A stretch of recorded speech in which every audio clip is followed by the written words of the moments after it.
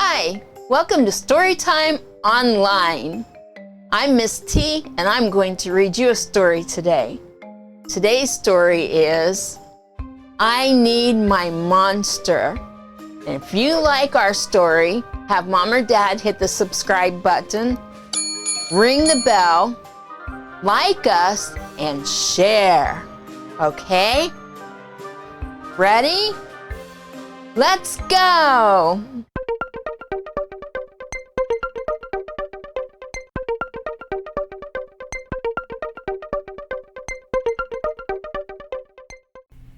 I Need My Monster, written by Amanda Noll, illustrated by Howard McWilliam. Tonight when I looked under the bed for my monster, I found this note instead. Gone fishing, back in a week. Gabe. What was I going to do? I needed a monster under my bed. How was I supposed to get to sleep if my monster was gone? I tried to sleep, but it wasn't the same without Gabe. I missed his ragged breathing, his nose whistling, the scrabbling of his uncut claws.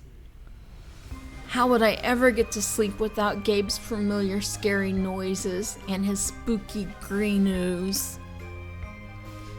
It was no use. Gabe would be gone for a week, and I just had to have a monster. I climbed quietly out of my bed so my parents wouldn't hear me. Grown-ups have some strange ideas about monsters under beds. I knocked on the floorboards, then scrambled back under my covers. I waited nervously. Would a new monster appear? What would he be like? Would his snorting be as cheerful as Gabe's?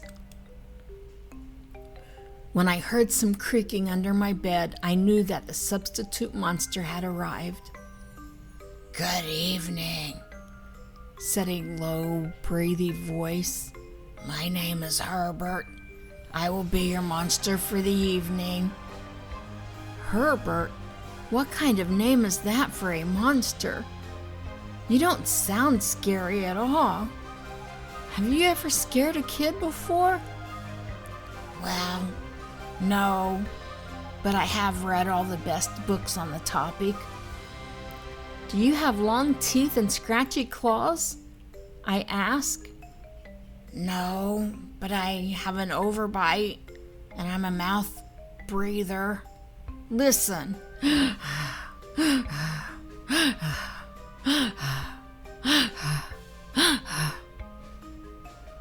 Herbert's panting was kind of scary, but it wasn't enough for me.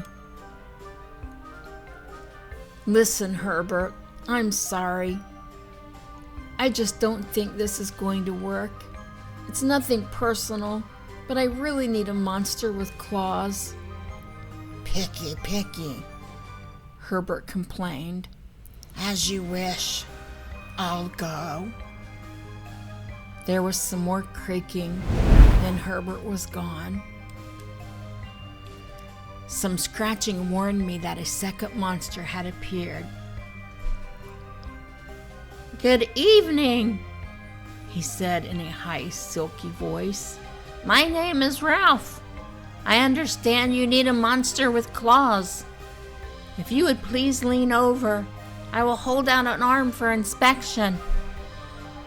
I crouched on the edge of the bed, hoping to see a horrible, shaggy arm with sharp, ragged nails. Instead, I was surprised to see sleekly brushed fur with smooth, shiny claws. "Excuse me, I don't mean to be rude," I asked, "but is that nail polish on your claws?" "Yes, it is," replied Ralph. "I believe professional monsters should always be well groomed." I could tell that this was not going to work either. "I'm sorry to disappoint you, Ralph, but I need a monster with scary claws. Like Gabe's," I thought.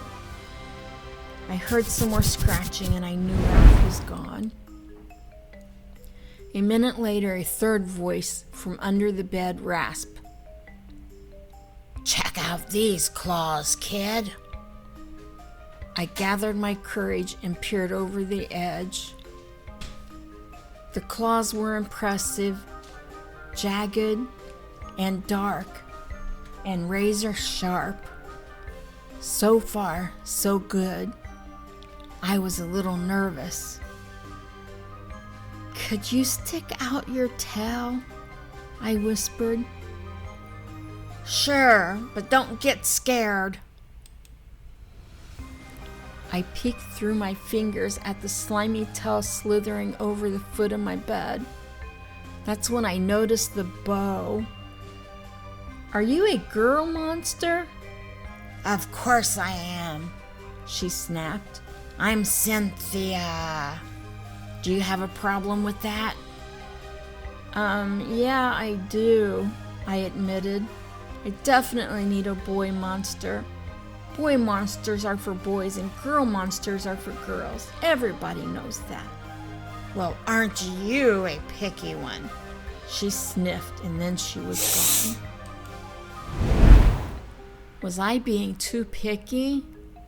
No. I knew that my monster needed to be well clawed and menacing.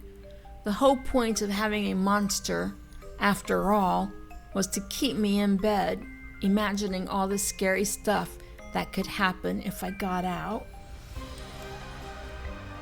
Then I heard a shuffling noise and some slobbering. A fourth monster was under my bed. "Hey, the name's Mac." One look at his claws proved that Mac was a big, scruffy boy monster. I shivered. Maybe this one would work out. "Those are excellent claws, but do you have a long tail?" I leaned over to see. "No, my tail is stumpy," Max slurped, "but I do have an unusually long tongue." "Why would I be afraid of a long tongue?" I asked. "Oh, I don't know," he said, trying to sound terrifying.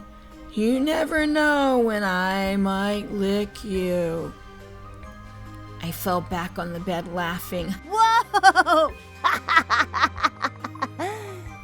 "Well, if you're not even going to try to work with me," Mac whined. I held in my giggles. "I really don't think you should send me away," he warned. "Kids who reject 5 monsters in one night." "I did not reject 5 monsters tonight," I interrupted.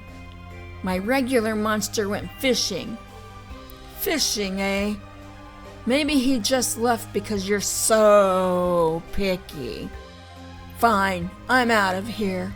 But I wouldn't expect another monster tonight if I were you." How was I ever going to get to sleep without my monster? I was surprised to hear more creaking under the bed. Loud creaking with scratching. I thought no more monsters was going to appear tonight," I said. "Sorry I'm late, kid." Whew. It was Gabe. "I thought I would enjoy fishing, but I didn't," he explained. "Those fish scare too easily. No challenge at all. You, however, are challenging, my friend. You're almost too old to be afraid of monsters. You keep me on my toes." Ah, toes, a delicious snack. The bed quivered as Gabe's stomach rumbled with hunger. "Now, if you don't mind, I'd like to start the evening with an ominous puddle of drool." I peeked over the edge of the bed. Green ooze spread soundlessly from underneath. Then the bed trembled as Gabe unfurled his spiked tail. He was daring me to guess where he might pop up. I shivered. "So, you had some substitute monsters tonight," Gabe said, sharpening his claws on my bedpost. "Were you scared?" Then Gabe started tapping. I could tell he wanted to know if I still needed him. No other monster can scare me like you, I giggled, diving under my covers and pulling them up tight. Through the blanket, I heard Gabe's soft, comforting snorts. Ha! I knew it. We're made for each other, he growled. When my blanket started to slip off of the bed, I knew Gabe was ready to eat. Now, if you could please stick out your foot, he said. I'd like to nibble your pinky. I yanked my blanket back up and scrunched my feet in so Gabe couldn't get them. No toes tonight, but you can have this, I offered, pushing a pillow off the bed.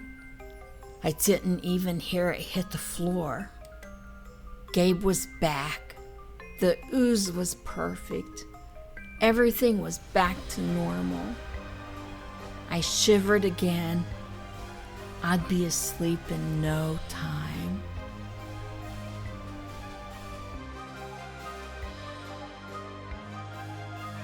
All right, I hope you liked today's story. Now it's time for our big shout outs. Today's big shout out goes to Colson and Eloise in Indiana.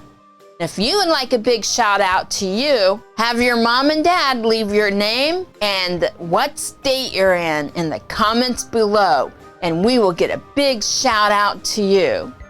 And if you liked today's story, have mom or dad hit the subscribe button, ring the bell, like us, and share.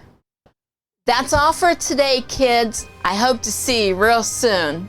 Bye-bye.